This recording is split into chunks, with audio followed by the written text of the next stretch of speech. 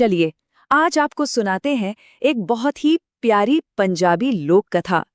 ये कहानी है दो बहनों की, हल्दी और सूंड, और उनकी माँ का नाम था काली मिर्च।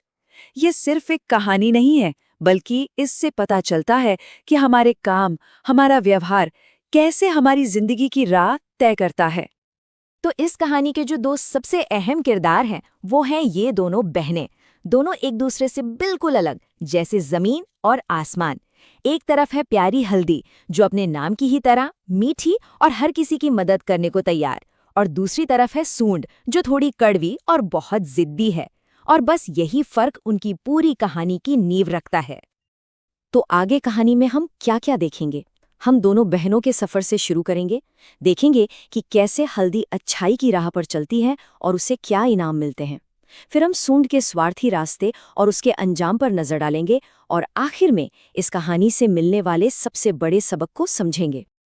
तो कहानी की शुरुआत होती है हल्दी की खुशी से। वो अपने नानी नाना के घर जाने के लिए बहुत ज्यादा उत्साहित है। वो तो खुशी से गा भी रही है, नान के घर जाएंगे, लड्डू पेड़े खाएंगे, मोटे होके आएंगे। लेकिन उसकी बहन सूंड, वो अपनी आदत के मुताबिक अड़ जाती है और साथ जाने से साफ मना कर देती है।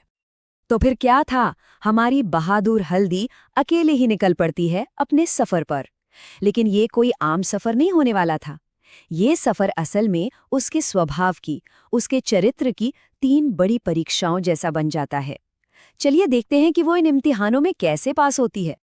तो रास्ते में हल्दी के सामने 3 बड़ी चुनौतियां आती हैं।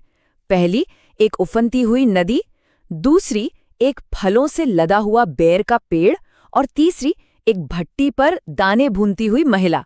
ये तीनों ही पड़ाव उसकी अच्छाई को परखने वाले थे। सबसे पहले हल्दी एक तेज बहती नदी के पास पहुंचती है। वो नदी से बड़े प्यार से, बड़ी इज्जत से रास्ता मांगती है। नदी उससे कहती है कि अगर वो आने जाने वालों के लिए पत्थरों का एक छोटा सा पुल बनाने में मदद करे तो वो उसे रास्ता दे देगी। और हमारी हल्दी, वो तो खुशी खुशी इस काम के लिए तैयार हो जाती है।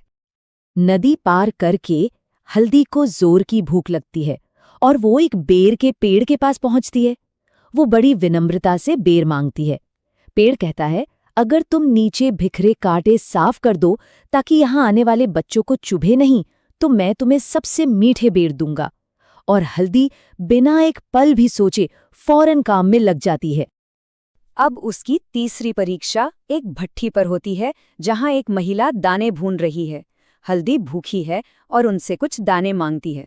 वो महिला कहती है, पहले ये जगह साफ कर दो और आग में थोड़ी लकड़ियां और डाल दो। और हल्दी, वो बिना किसी शिकायत के ये काम भी हंसते हंसते पूरा कर देती है। और अब आता है कहानी का सबसे बढ़िया हिस्सा, हल्दी को मिलने वाले इनाम। उसकी अच्छाई का फल उसे फौरन मिलना शुरू हो जाता है। सबसे पहले अपनी ननिहाल में, जहां उसका प्यार भरा बर्ताव सबका दिल जीत लेता है। उसके नाना नानी और बाकी सब रिश्तेदार उसके प्यारे स्वभाव से इतने खुश होते हैं कि बस उस पर तोहफों की झड़ी लगा देते हैं। उसे उसके अपने काते हुए सूत से बने कपड़े मिलते हैं, ढेर सारी मिठाइयाँ, ताज़े फल और भी न जाने क्या क्या। लेकिन रुकिए, इनामों का ये सिलसिला यहीं ख़त्म नहीं होता। जब वो घर लौट रही होती है तो रास्ते में हर वो शख्स जिसकी उसने मदद की थी उसे कुछ न कुछ देता है। भट्टी वाली से भुने हुए चने, बेर के पेड़ से मीठे मीठे बेर और नदी से खूबसूरत सीपियाँ। लौटते लौटते उसकी झोली सचमुच खजानों से भर जाती है। अब कहानी में आता है एक दिलचस्प मोड़, और हमारा ध्यान जाता है सूंड पर। जब वो हल्दी को इतने सारे तोहफों के साथ देखती है तो उसकी आंखों में लालच आ जाता है, और वो बिना किसी से पूछे, किसी की सलाह माने, अकेले ही निकल पड़ती है उसी सफर पर। और देखिए, कहानी यहाँ और भी मजेदार हो जाती है। सूंड के सामने भी ठीक वही 3 चुनौतियां आती हैं जो हल्दी के सामने आई थीं, और यहीं पर हमें दोनों बहनों के स्वभाव का असली फर्क देखने को मिलता है। तो जब नदी सूंड से पुल को मजबूत करने में मदद मांगती है तो उसका जवाब सुनिए जरा। वो बड़े घमंड से कहती है, मैं कोई तेरी नौकर हूं क्या? और मदद करने से साफ इनकार कर देती है ना हल्दी से बिल्कुल उल्टा जवाब। बेर के पेड़ के पास भी उसका यही स्वार्थी रवैया जारी रहता है।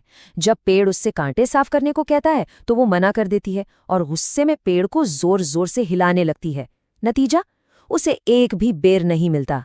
भाई, स्वार्थ का फल कभी मीठा नहीं होता।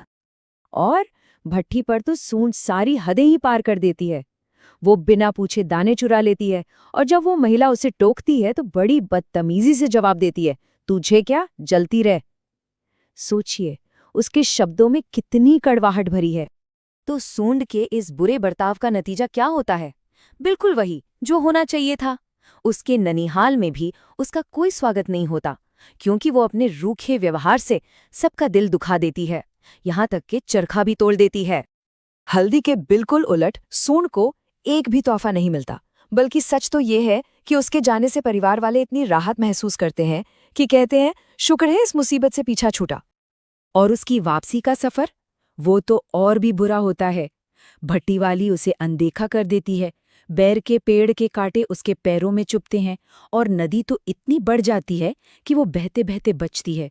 जैसा बोया वैसा काटा। वो घर लौटती है बिल्कुल खाली हाथ। और अब कहानी अपने सबसे अहम मोड़ पर पहुंचती है।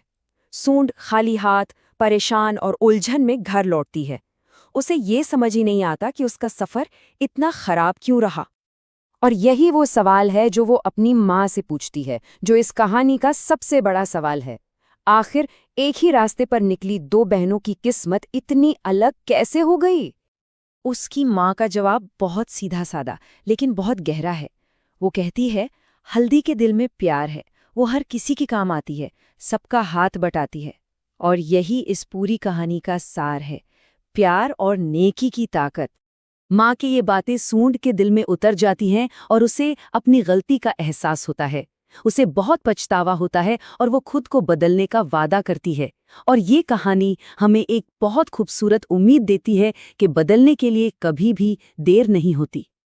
और ये कहानी हमें एक बहुत ही दमदार सवाल के साथ छोड़ जाती है। क्या होगा अगर हम भी अपने जिंदगी में हर रिश्ते को, हर बातचीत को हल्दी की तरह दया और मदद करने का एक मौका